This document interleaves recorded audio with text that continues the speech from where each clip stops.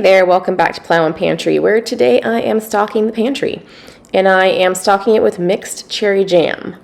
Normally, sweet cherries are for snacking and sour cherries are for jams and pie fillings and baking. But today I'm using some cherries from my freezer to make cherry jam, and I had bookmarked a sweet cherry jam recipe I wanted to try, but I didn't want it to be too sweet, so I mixed sweet cherries and sour cherries since I had both of those in my freezer. I started with a plate in my freezer like I normally do when making jams and jellies. I just like that method for testing the gel state. Then I got my jars in the canner with hot water and a bit of vinegar. This lets my water bath canner come to a boil and sterilize my jars while I'm making the jam. And the vinegar keeps my hard water from forming a white powdery film all over the jars.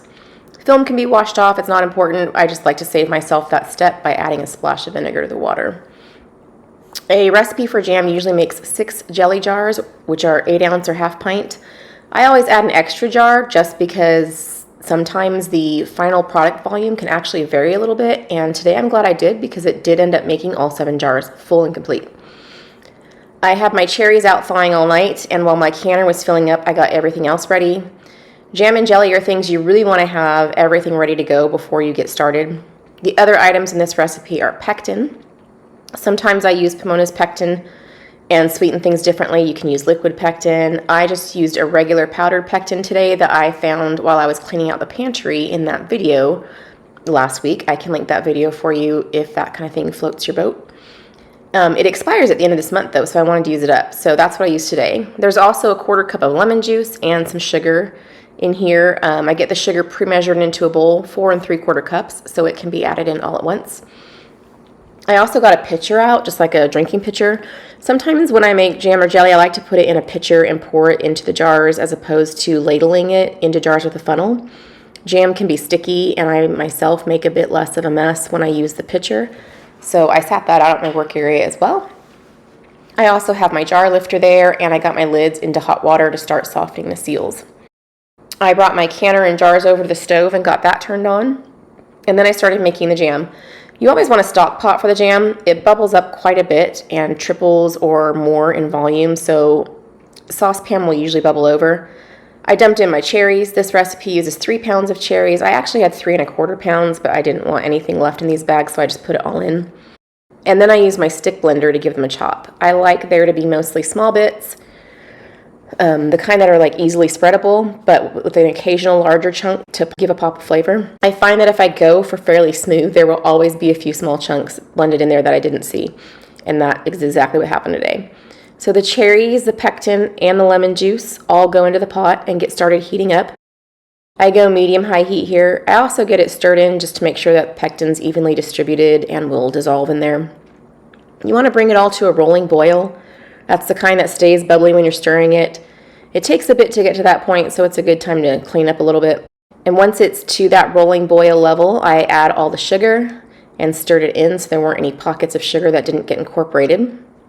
Sometimes it can kind of encapsulate in there in little chunks. It loses its rolling boil when you pour it in, and so it's kind of like simmering at that point, and you have to bring it back up to a rolling boil. Once it hits that rolling boil again, though, you time it for 1 minute.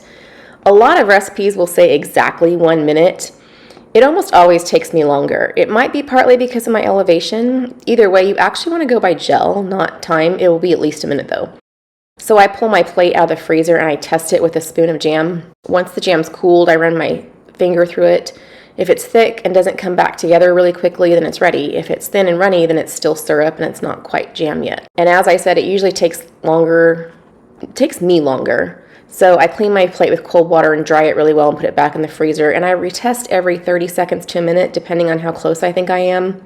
Once you've made jam for a long time, you kind of start to recognize generally how much time it will take you when you see it in different states. In this first pass, it was pretty runny, so I let it go another minute, and I wasn't surprised that it was runny. It took me about 2 1/2 minutes total before it was actually completely ready. Once it is ready, though, I pour it into my pitcher, then scoop off the foam. When I was young and making jelly with my mom, she always made me scoop the foam off, and I thought it was a tedious task that I didn't like, and I didn't know why she did it. So the first time I made jam alone as an adult, I think I was probably around 20 years old, I just poured the stuff in.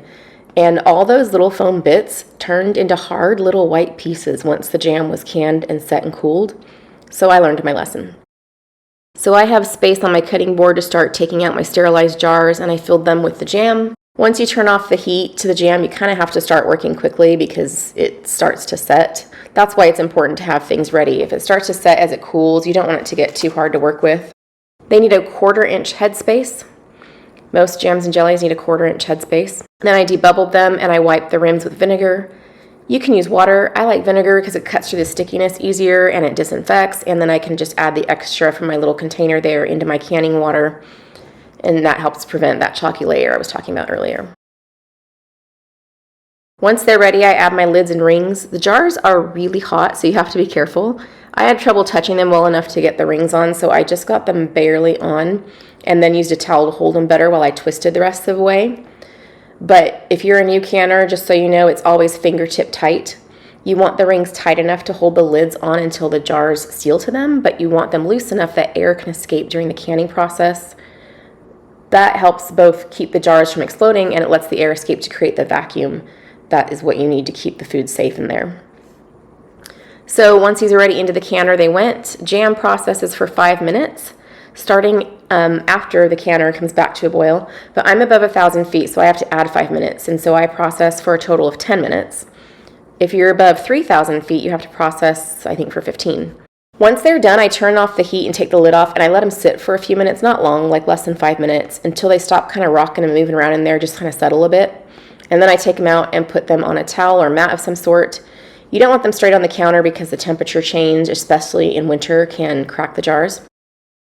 I've been making a few of these canning mats that I was using today over the past year because the dish mats that I used to use for canning that I loved, they just don't come in that size anymore that I liked. So I made my own, and I was on YouTube one day trying to find a different way to sew the corners of my mats, and canning mats aren't really common. I did find a few tutorials, but I didn't like what they were doing with their corners. So I looked up how people were doing placemats, because it's kind of the same thing, just a little bit smaller. And I came across this one lady that makes pretty much the same thing, but she called them oversized pot holders. I was like, why did I not think of that? I'm always putting dish towels or multiple pot holders under hot dishes on the counter, and I never thought of making a pot holder that actually fits the bottom of a pot or casserole dish. So now I use these canning mats when I'm serving dinner too. Anyway, that's how I made cherry jam today. It was my first time mixing sweet and tart cherries, but I loved the end product. It was really delicious. I was worried it would be too sweet, but it was actually just the perfect balance. Thank you so much for spending your valuable time with me today. I really am honored by that, and I hope that whatever remains of your day today is super blessed.